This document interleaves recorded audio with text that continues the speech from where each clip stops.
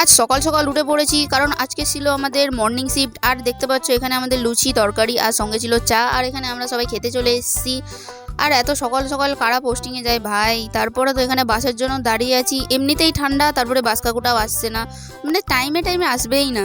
আর দেখতে পাচ্ছ এখন রাস্তায় কেউ নেই, মানে দোকানপাটও খোলেনি। আর আমরা পোস্টিংয়ে যাচ্ছি, জানি না এত তাড়াতাড়ি গিয়ে কী হবে। আর এত জানালার ধারে তো বসেছি, আর সেই ঠান্ডা সোয়েটারটাও আনতে ভুলে গেছি। এতটাই সকাল সকাল যাচ্ছি যে রাস্তায় কোনো ট্রাফিক জ্যামই নেই। আজকে ঠিক টাইমেই পৌঁছে যাবো। আর আসার পরেই আমাদের কাজ নিয়ে আমরা বসে পড়েছি, কারণ এটা যদি আমরা না করি ম্যামের কাছে এমনিতেই গালাগালি খেতে হবে, তাই জন্য করে নিচ্ছি। আর দেখতে পাচ্ছ কেউই ওঠেনি। আর এখানে এসে এতই ঘুমের জ্বালা দেখতে পাচ্ছ।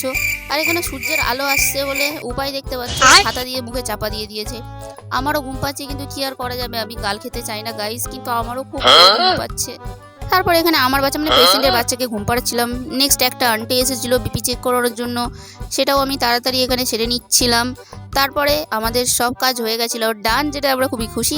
তারপর সব কাজ হয়ে যাওয়ায় আমরা এখন হোস্টেলে যাওয়ার জন্য চলে যাচ্ছি।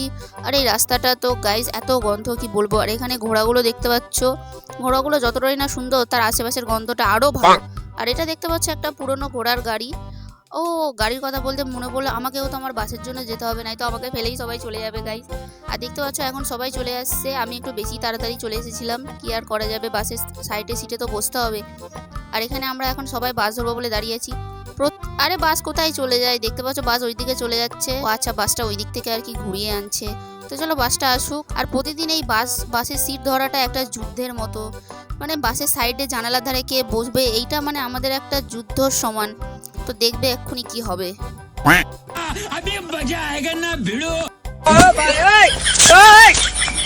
তো বাসের ঠেলাঠেলি ভিড় পার করে আমি জানালার ধারে বসে পেরেছি। আর এরা শেষে আসছে গাইজ, পুরো পিছন দিকে বসবে। আর পিছন দিকে বসলে আর বলাই নেই, পুরো ব্রেক ড্যান্সের মতো উপরে উঠবে। আর এখানে জানালার ধারে সিট পেয়ে আমার মুখে হাসি তো আর ধরছে না। তো চলো আজকের এই পর্যন্ত, দেখা হবে অন্য কোনো ভিডিওয়।